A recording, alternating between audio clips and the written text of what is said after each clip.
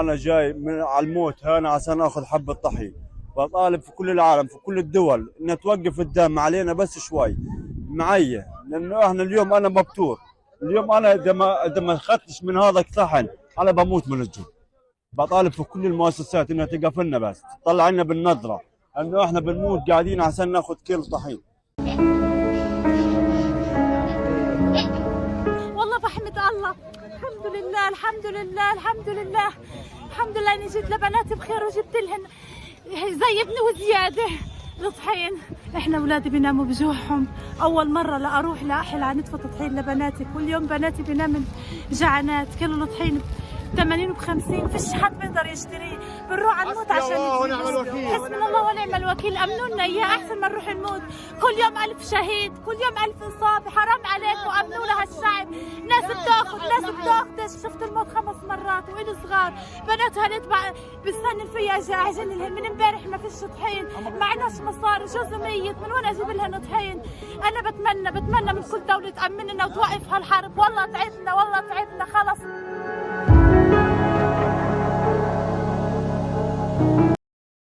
გამარჯობა, ეს დიდი ვეზირის მორიგი ეპიზოდია, მე შოთარ ხელიძე ვარ. დასაწყისისთვის მოიწონეთ ვიდეო და გამოიწერეთ არხი, რომ არ გამოგჭირთ შემდგომი ჩემი ვიდეოები. ასევე კომენტარებში დაწერეთ ის საკითხები, რომლებიც გაინტერესებთ და შეიძლება მომდევნო დიდი ვეზირის ეპიზოდებში განვიხილო. როგორც კადრებით მიხვდით, დღევანდელი ჩემი სასაუბრო თემა იქნება ღაზის სექტორში მიმდინარე პროცესები, ის ჰუმანიტარული კატასტროფა, რომლის მომსწრე მთელი მსოფლიოა. ეს მოვლენები ითხოვს გარკვეულწილად დაუყოვნებლივ რეაქციას. მე ერთ-ერთი ეპიზოდი მიუძღვენი პალესტინის საკითხს და კონკრეტულად ღაზის სექტორის საკითხსაც, სადაც აღწერე ის სიტუაცია, რა სიტუაციაშიც იყო მაშინ, ასე ვთქვათ, პალესტინელთა ეს ნაწილი, რომელიც სახლობს ღაზის სექტორში და ეს პროცესები მას შემდგომ კიდევ უფრო გამწვავდა და დღეს მინდა აი ამ მოვლენებზე გესაუბროთ.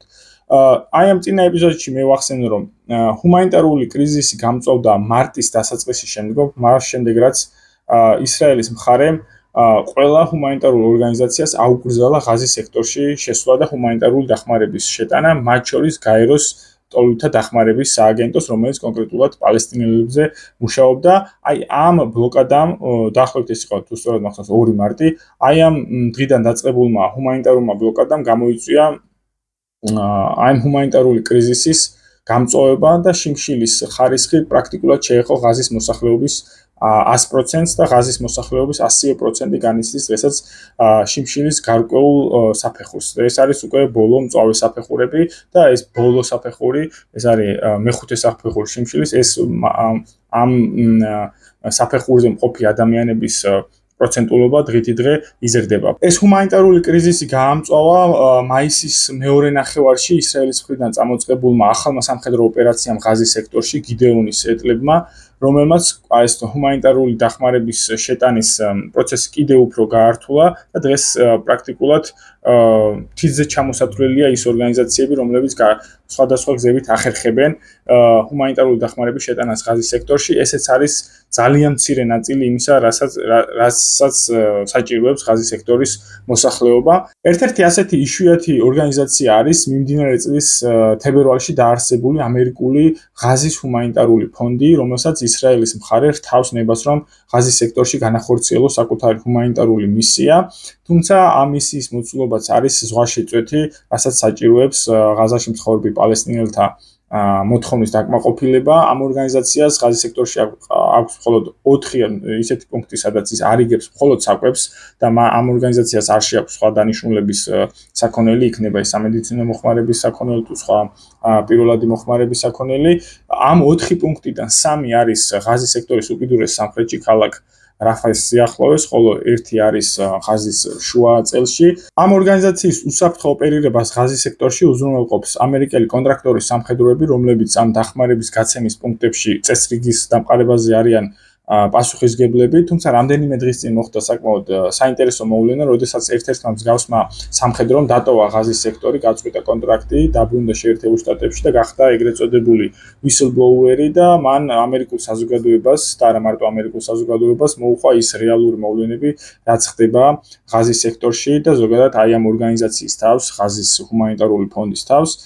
ეს ადამიანი არის სახელად ტონი აგილარი, ყოფილი ამერიკელი სამხედრო ოფიცერი, რომელსაც მონაწილეობა აქვს მიღებული ავღანეთსა და ერაყის ომებში და გარკვეულწილად გამოცდილია ამ მიმართულებით ის, თუმცა მისი თქმით, მსგავსი რამ მას თვალით არ უნახავს, რაც ღაზის სექტორში ხდება და ის საკმაოდ კრიტიკით გამოირჩა ორგანიზაცია ღაზის ჰუმანიტარული ფონდის მიმართ და მან ახსენა, რომ ეს ორგანიზაცია არ ფუნქციონირებს იმ შინაარსით, რა შინაარსითაც ის არის შექმნილი, რომ გარკვეულწილად ის შიმშილის ხარისხი რაც არსებობს ღაზის სექტორში შეამსუბუქოს, არამედ ის არის ფორმალურად ოპერირებადი ორგანიზაცია, რომელიც ძალიან ცოტა, ასე ვთქვათ, მიზერული რაოდენობის საკვებს გასცემს და ქმნის, ასე ვთქვათ, იმ განცდას, რომ ღაზის სექტორში შედიან ჰუმანიტარული მისიები, შეაქვთ საკვები და რომ მაგალითად ღაზის სექტორში შიმშილი აღარ არსებობს. მოდი ვნახოთ ერთ-ერთი ეპიზოდი მისი მონათხრობიდან. From the very first day, distribution at Site 1 has been chaotic, pandemonium. The best way that I can describe how the Palestinians reach the site to receive aid is akin to the Hunger Games. Survival of the fittest. Whomever can run the fastest and the furthest to get to the site first gets the aid. So those that are typically left with receiving no aid, no food, no type of aid are children, women, disabled. The sites themselves, in terms of the process for having the Palestinians leave the distribution site, was done through shooting at them, hitting them with pepper spray and tear gas, firing rubber bullets from shotguns at them. And this isn't something that happened just once or twice. This happened every day at every distribution at every site. This is not hyperbole. This is not Hamas propaganda. This is not Gaza Ministry of Health saying it. It's me. I've seen it. The contractors on one occasion, on the 29th of May at site number 4, opened fire with his individually assigned weapon into the crowd, at their feet, over their heads, and into the crowd.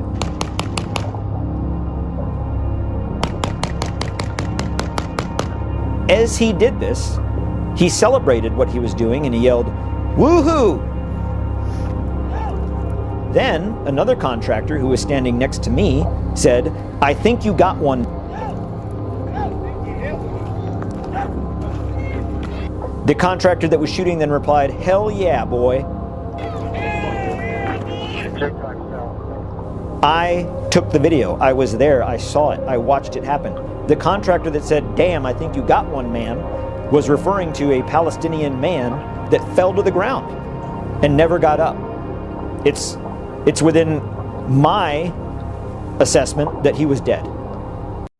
აქ ტონი აგილარი ამბობს, რომ ღაზის ჰუმანიტარული ფონდის გამცემი პუნქტები ოპერირებენ პრაქტიკულად შიმშილის თამაშების სცენარებით, სადაც იმარჯვებს ის ღაზის მოქალაქე ის პალესტინელი, რომელიც ყველაზე სწრაფია და ყველაზე ძლიერია, რომელიც პირველი მივა აი ამ პუნქტთან და წაიღებს ჰუმანიტარულ დახმარებას, მას რჩება ეს საქონელი, ხოლო ვინც ბოლო მიდის ან დროზე ვერ მიდის, მას არაფერი არ რჩება და უკან მიდის ხელცარიელი. ასევე აქ ტონი აგილარი ყვება იმ მოვლენებზე, რომელიც მან საკუთარი თვალით ნახა, მაგალითად თუ როგორ მოკლა ერთ-ერთი პალესტინელი ამერიკელმა სამხედრო კონტრაქტორმა და ასევე ის თუ როგორ ესვრიან ზოგადად ისრაელის თავდაცვის ძალების წარმომადგენლები აი ამ ჰუმანიტარული დახმარების რიგში მყოფ მოშიმშილე პალესტინელებს, თუმცა ასევე არსებობს გაეროს რეპორტი თუ რამდენი ადამიანი იქნა მოკლული აი ამ ღაზის ჰუმანიტარული ფონდის გამცემ ამ 4 პუნქტში აი ამ 2 თვის განმავლობაში და ამ რეპორტის მიხედვით 776 ადამიანი არის მოკლული აი ამ ჰუმანიტარული დახმარების რიგში. ღაზის სექტორში შიმშილის დონე უკვე აღწევს იმ კრიტიკულ ნიშნულს, როდესაც ყოველდღიურად მინიმუმ რამდენიმე ათეული ადამიანი კვდება შიმშილისგან, თუ ასეული არა, რამდენიმე დღე იყო, როდესაც მინიმუმ 100 ადამიანი დაიღუპა შიმშილისგან. პრაქტიკულად ჩვენ ვხედავთ იმ პროცესს, როდესაც შიმშილი გადაიქცა ინსტრუმენტად ისრაელისთვის აი ამ გენოციდური პროცესის გაგრძელებისთვის, თუ მანამდე მაგალითად ბომბავდა, ანადგურებდა და ასე ვთქვათ სამხედრო გზებით ახორციელებდა ამ გენოციდურ პროცესს, უკვე შიმშილი გახდა ეს იარაღი. აი ამ პროცესს უკვე თავად ისრაელში გამოეხმაურა რამდენიმე ადამიანის უფლებათა დაცვის ორგანიზაცია, მათ შორის არის ყველაზე ცნობილი ბეცელემი და ასევე ექიმები ადამიანთა უფლებებისთვის, რომლებმაც გამოაქვეყნეს რეპორტი, სადაც პირველად ახსენეს, რომ ისრაელი ღაზის სექტორში ეწევა გენოციდს და აი ამ გენოციდის იარაღი არის შიმშილი. ამ კრიტიკული მოვლენების პარალელურად ისრაელის თავდაცვის მინისტრმა ისრაელ კაცმა გაავრცელა საკმაოდ ხმაურიანი განცხადება თუ რას გეგმავს ზოგადად ისრაელი ღაზის სექტორში და რა პერსპექტივა აქვს ღაზაში მაცხოვრებელ პალესტინელებს.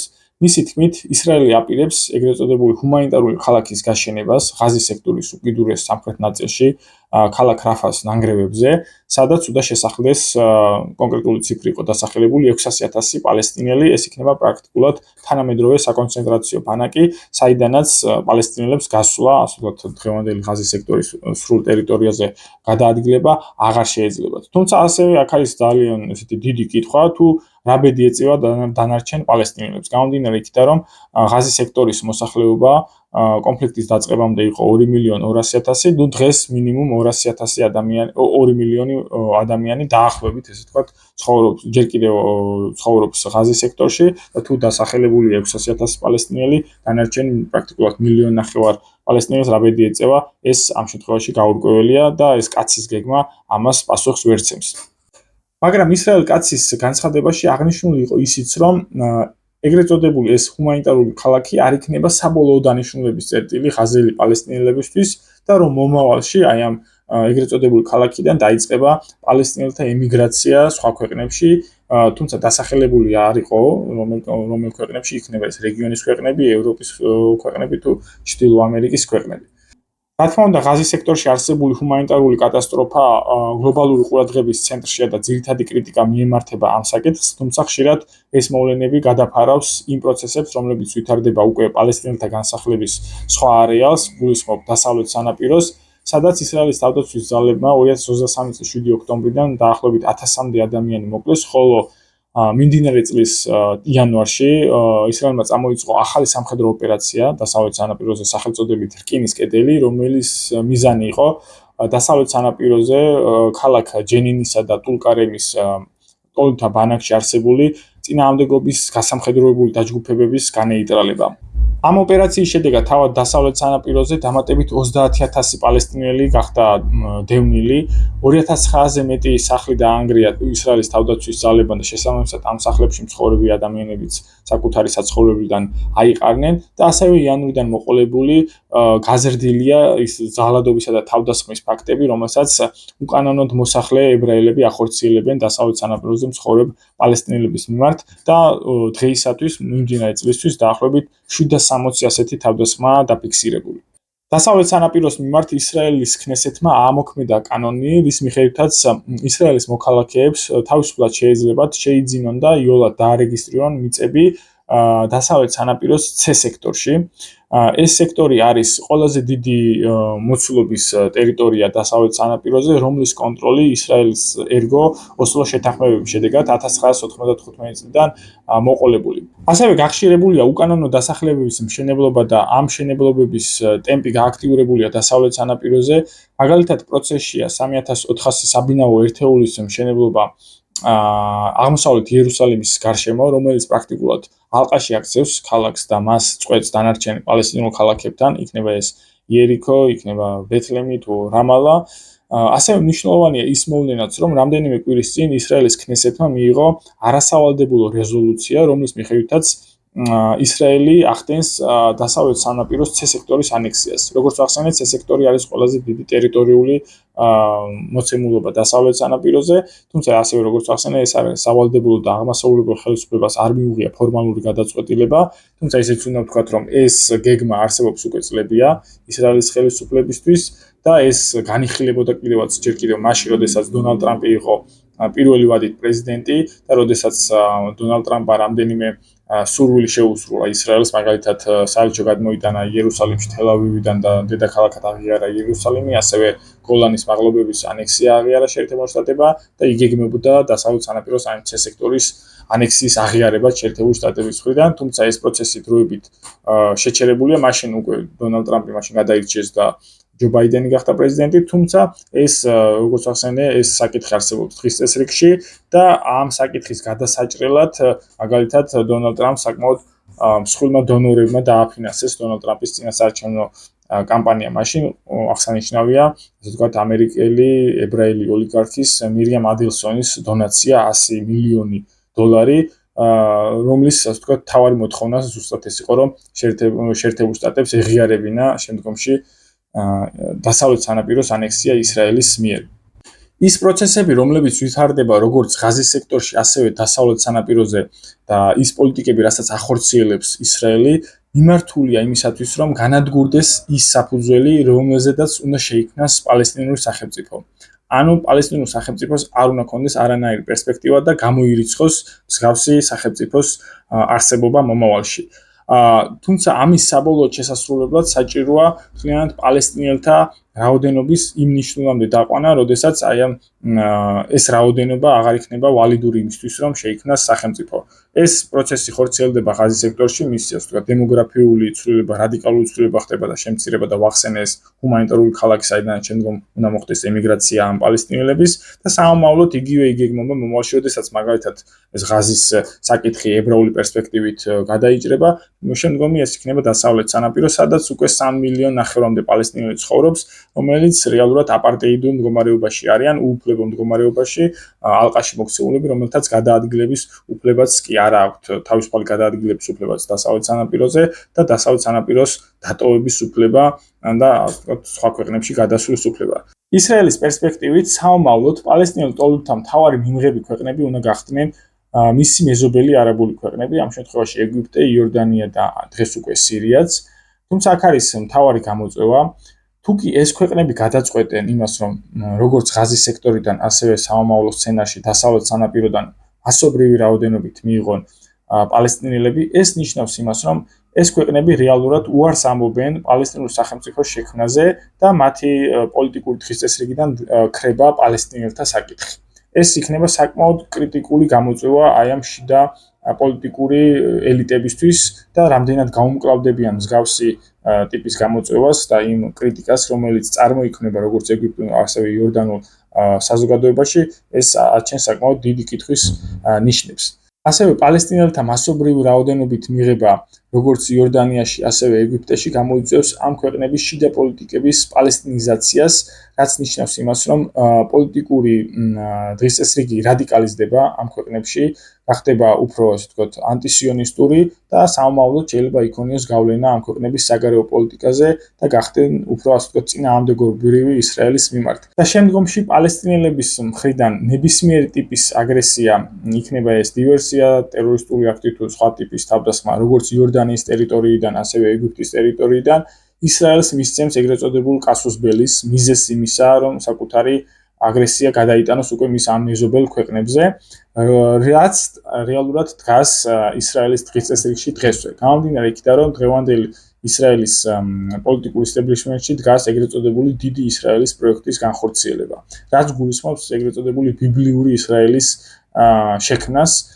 და მოიაზრებს მდინარე ნილოსიდან მდინარე ევფრატამდე ტერიტორიას. მსგავსი ტერიტორიული მოცემულობით ისრაელის გამოსახულება უკვე არსებობს არა როგორც არაფორმალურ სივრცეში, არამედ ის არის გამოსახული ისრაელის თავდაცვის ძალების სამხედრო ბეჯებზეც. ამიტომ ეს არ არის რაღაც მხოლოდ მედია დისკურსი, ან აკადემიური დისკურსი, ან უბრალოდ არაფორმალურ პერსონათა განცხადებები, ეს შეიძლება უკვე ვთქვათ, რომ ეს არის სახელმწიფო დონეზე აყვანილი პროექტი. ბოლო პერიოდში საკმაოდ გააქტიურდა პალესტინის სახელმწიფოს აღიარების საკითხიც, რომლის მთავარი მოთავე იყო საფრანგეთი და მის პრეზიდენტი ემანუელ მაკრონი. მე წინა ეპიზოდშიც, როდესაც ვსაუბრობდი პალესტინაზე, ვახსენე, რომ საფრანგეთი აპირებდა პალესტინის სახელმწიფოს აღიარებას და ამ საკითხთან დაკავშირებით საკმაოდ დიდი კონფერენციის მოწვევას. სულ რამდენიმე დღის წინ ემანუელ მაკრონმა განაცხადა, რომ საფრანგეთი უკვე გადაჭრით აპირებს პალესტინის სახელმწიფოს აღიარებას სექტემბერში გაეროს გენერალურ ასამბლეაზე. და რამდენიმე დღის შემდგომ ამ განცხადებიდან ჩვენ მოვისმინეთ იმავე ტიპის განცხადება დიდი ბრიტანეთის პრემიერ-მინისტრის კიერ სტარმერის მიერ, რომ მსგავს ნაბიჯს უკვე დიდი ბრიტანეთის გადადგამს სექტემბერში.